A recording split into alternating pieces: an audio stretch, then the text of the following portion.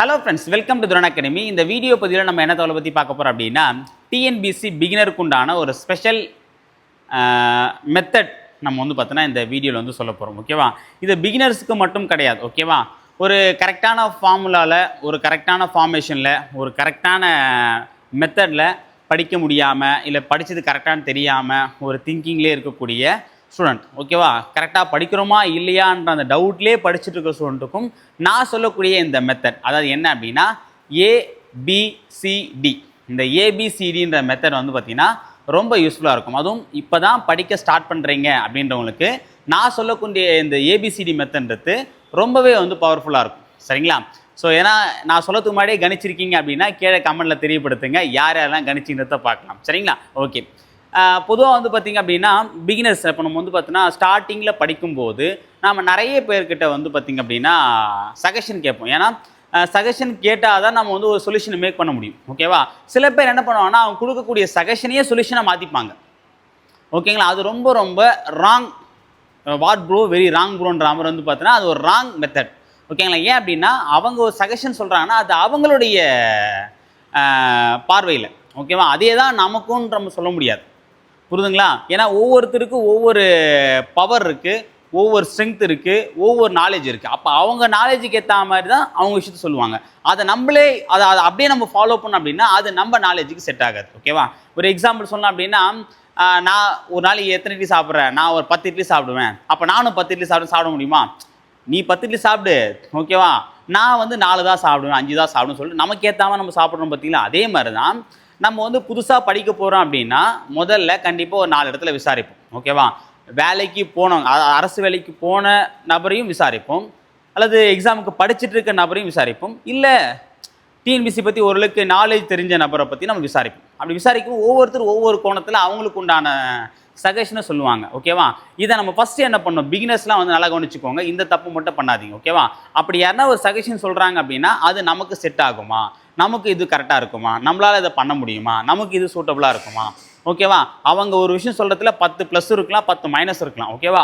So அப்போது அதில் நமக்கான விஷயம் என்ன இருக்குது, நமக்கு சூட்டபுளாகக்கூடிய விஷயம் என்ன இருக்குன்றத யோசித்து அவங்க கொடுக்குற சஜஷனை எல்லாத்தையும் அப்சர்வ் பண்ணி உங்களுக்கான சொல்யூஷனை நீங்கள் மேக் பண்ணுங்கள். ஓகேங்களா? சொல்கிற எல்லா சஜஷனுமே சொல்யூஷனை மாற்றிக்காதீங்க. ஓகேவா? அப்படி மாற்றிட்டோம் அப்படின்னா நாம் வந்து பார்த்திங்க அப்படின்னா காதல் பாரத் கிளைமேக்ஸில் வரா மாதிரி தான் நம்ம வந்து பார்த்தா சுற்றிட்டு இருக்கோம். இதை படிக்கலாமா, அதை படிக்கலாமா, அதை பண்ணலாம், இதை பண்ணலாம், இது பண்ணலன்னா அது வேணான்றாங்க, இது பண்ணலன்னா அவங்க வேணான்றாங்க, அது பண்ணலன்னா அவர் வேணான்றாரு, இந்த மெத்தடில் படின்றாங்க, இந்த மாதிரி படின்றாங்க. ஒரு நாள் 8 மணி நேரம் படின்றாங்க, ஒரு நாள் 6 மணி நேரம் படின்றாங்க, ஒரு நாள் 10 மணி நேரம் படின்றாங்க, காலையில் இருந்து படிக்க சொல்கிறாங்க, நைட்டு ஃபுல்லாக படிக்க சொல்கிறாங்க. எதையா கேட்குறது அப்படின்ற ஒரு கன்ஃபியூஷனே நம்ம சுற்றிட்டு இருக்கோம். ஓகேவா? ஸோ அப்போ பிகினர்ஸ் எல்லாமே என்ன பண்ணுங்க அப்படின்னா நிறைய பேர்கிட்ட சஜஷன் கேளுங்க, தப்பே இல்லை. ஆனால் சொல்யூஷனை நீங்கள் மேக் பண்ணுங்கள். ஓகேவா? சரி, ஓகே. இப்போ நம்ம அந்த மெத்தடுக்குள்ளே வரும். ஓகேவா? இப்போ மெத்தட் என்ன அப்படின்னா நீங்கள் இப்போ சஜஷன்லாம் மேக் பண்ணி உங்களுக்கான சொல்யூஷன் மேக் பண்ணிருப்பீங்களே, இப்போ இந்த 4 மெத்தடை நீங்கள் கரெக்டாக ஃபாலோ பண்ணிங்க. அதாவது இந்த ஏபிசிடின்ற அந்த 4 எழுத்துல 4 விஷயம் இருக்குது. இதை அந்த உங்களுக்கு 4 பேர் 4 விதமாக பேசுவாங்களே, அந்த 4 பேருமே சொல்லாத ஒரு விஷயத்த இந்த 4 எழுத்து மூலமாக நான் உங்களுக்கு சொல்ல போகிறேன். சரிங்களா? ஓகே. அதில் ஃபஸ்ட்டு வந்து பார்த்தீங்கன்னா ஏபிசியில் முதல் எழுத்து என்ன இருக்குது? ஏ. ஓகேவா? ஏன்னா என்ன அப்படின்னா எய்ம். எய்ம் என்ன சொல்லுவோம், what is your aim in லைஃப்னு கேட்பாங்க. பார்த்தீங்களா? அதே மாதிரி தான் என்ன குறிக்கோள். ஓகேவா? ஸோ குறிக்கோள் இல்லாத வாழ்க்கை வந்து எப்பேற்பட்டது அப்படின்னா ஒரு கோல் போஸ்ட் இல்லாத ஒரு கால்பந்தாட்ட மைதானம் போன்றது. ஓகேவா? இப்போது ஃபுட்பால் கேமில் வந்து பார்த்தீங்கன்னா எத்தனை பேர் கோல் போடுறான்றதை பொறுத்து தான் அந்த விளையாட்டுடைய சுவாரஸ்யமே இருக்குது. கோல் போஸ்டே இல்லை, பால் இருக்குது, கிரவுண்ட் இருக்குது அப்படின்னா யார் கோல் போட்டாங்க, என்ன போட்டாங்க, ஒரு சுவாரஸ்யமே இல்லாமல் இருக்கும். ஓகே. அதே மாதிரி தான் ஒரு கால்பந்தாட்ட மைதானத்துக்கு வந்து கோல் போஸ்ட் எந்த அளவுக்கு முக்கியமோ அதே மாதிரி தான் நமக்கும் வந்து பார்த்திங்கன்னா இந்த எய்ம். ஓகேவா? நாம் எதை நோக்கி பயணிக்க போகிறோம். ஓகேவா? இப்போ எக்ஸாம்பிள் வந்து பார்த்தீங்கன்னா நீங்களே ஒரு எய்ம் வச்சுக்கலாம். நான் வந்து அரசு அதிகாரியாகி ஒரு அரசு வாகனத்தில் பயணிக்கணும், ஒரு க்ரீன் பெனில் வந்து சைன் போடணும். ஓகேவா?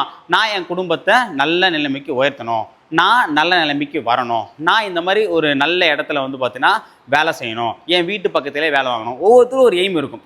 அப்போ ஏதாவது ஒரு எய்மை கண்டிப்பாக நீங்கள் வந்து ஃபிக்ஸ் பண்ணிவிட்டு அதை நோக்கி ஓடனீங்க அப்படின்னா கண்டிப்பாக ரீச் பண்ண முடியும். ஓகேவா? ஸோ அப்போ ஃபஸ்ட்டு விஷயம் என்ன அப்படின்னா ஒரு எய்மை நீங்கள் ஃபிக்ஸ் பண்ணிக்கணும்.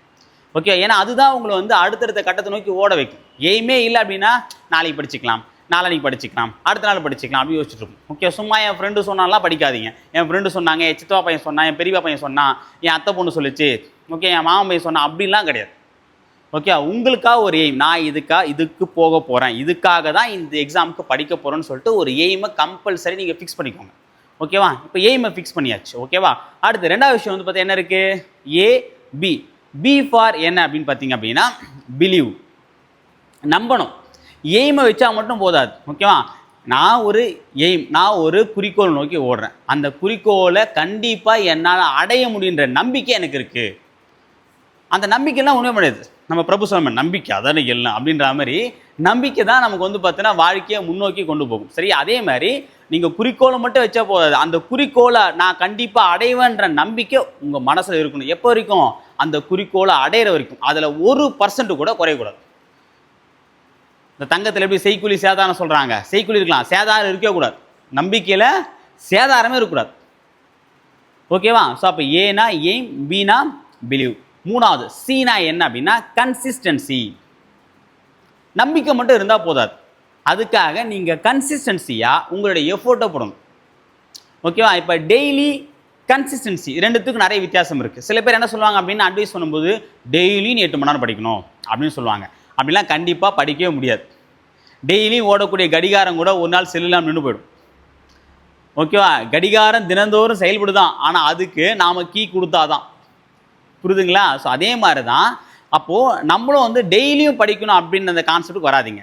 கன்சிஸ்டன்சிக்கும் டெய்லிக்கும் நிறைய வித்தியாசம் இருக்குது. இந்த ரெகுலராக சொல்லுவோம் பார்த்தீங்களா, அதே மாதிரி தான். என்ன அப்படின்னா, இப்போது ஒரு வாரத்தில் நான் வந்து ஒரு 5 நாள் படிப்பேன், 2 நாள் ரெஸ்ட் எடுத்துப்பேன். அது ஏதாவது 2 நாளாக இருக்கலாம். ஓகே, ஆனால் 5 நாள் கண்டிப்பாக படிப்பேன். ஒரு நாளைக்கு 2 மணி நேரத்துலேருந்து ஒரு 4 மணி நேரம் வரைக்கும் படிப்பேன். இது கன்சிஸ்டன்சி.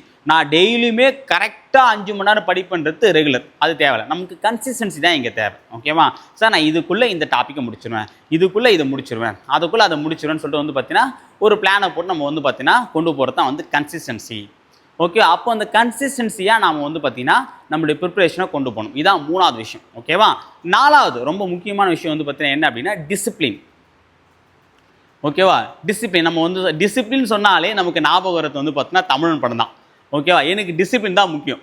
ஓகேவா, இது என்ன சட்டை, சட்டைக்குள்ளே சட்டை.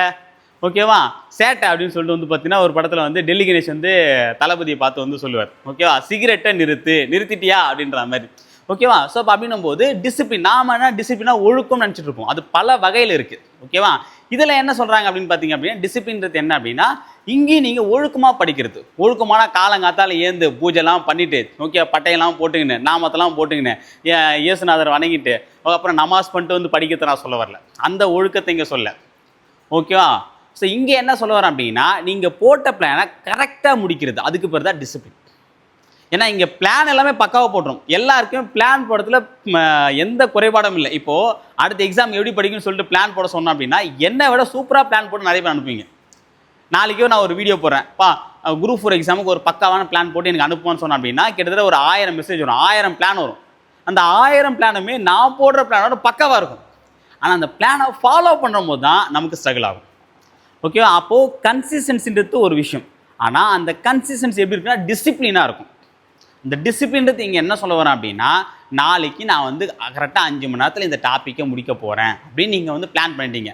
கரெக்டாக நாளைக்கு என்ன பண்ணணும், அந்த டாப்பிக்கை முடிச்சிடணும். இதுதான் டிசிப்ளின். அதில் ஒரு குறையை வச்சு அதை நாளைக்கு படிச்சுக்கலாம், நாளான்னைக்கு படிச்சுக்கலாம், அடுத்த வாரம் படிச்சுக்கலாம், அடுத்த கால்ஃபர் படிச்சுக்கலாம், முடிஞ்சு போச்சு. அப்போனா வரும் வீட்டில் எல்லாம் சொல்லுவாங்க, இவன் படித்தான், படிக்கின்றான், இனிமேலும் படிப்பான் அப்படின்னு தான் சொல்லிட்டு இருப்பாங்க. ஸோ அப்போ என்னென்னா அந்த டிசிப்ளின்றதை நம்ம கரெக்டாக ஃபாலோ பண்ணோம் அப்படின்னா சக்ஸஸ். புரியுதுங்களா? ஸோ அப்போ என்னென்னா அப்போ டிஎன்பிசிக்கு புதுசாக படிக்கிறவங்க நான் சொல்லக்கூடிய இந்த 4 மெத்தடை கரெக்டாக ஃபாலோ பண்ணிங்க அப்படின்னா கண்டிப்பாக வந்து உங்களால் கோலை ரீச் பண்ண முடியும். ஓகே, ஃபஸ்ட்டு வந்து அந்த ஏபிசிடி மெத்தட் சொன்னால் ஏபிசிடி, ஏனா எய்ம். ஓகேவா, ஒரு சரியான குறிக்கோள் உங்களுக்கு இருக்கும்.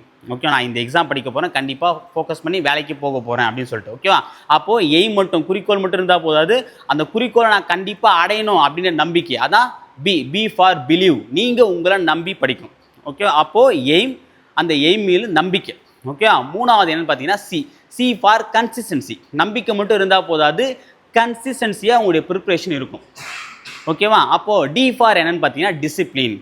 ஓகே, அந்த கன்சிஸ்டன்சி டிசிப்ளினாக இருக்கும். ஐ மீன் என்ன சொல்லுவார் அப்படின்னா இப்போ ஒரு டாப்பிக்கை படிக்க போகிறோம், நாளைக்கு இதை படிக்க போகிறேன், இந்த வாரம் இதை படிக்க போகிறேன், இந்த மாதம் இதை படிக்க போகிறேன்னா இந்த நாள் இதை படிக்கணும், இந்த வாரம் இதை முடிக்கணும், இந்த மாதம் இதை முடிக்கணும், அது கரெக்டாக முடிக்கணும். அதுக்கு பேர் டிசிப்ளின். இந்த ஏபிசிடி இந்த 4 மெத்தடை நீங்கள் கரெக்டாக இந்த ஏபிசிடி மெத்தடை இந்த 4 விஷயத்தை நீங்கள் கரெக்டாக ஃபாலோ பண்ணீங்க அப்படின்னா 4 பேர் 4 விதமாக அவங்கள பேசவே மாட்டாங்க. ஏன் அப்படின்னா அதுக்கு அடுத்த எழுத்து நீங்கள் வேலை வாங்கிட்டா வந்துடும். ஓகேவா?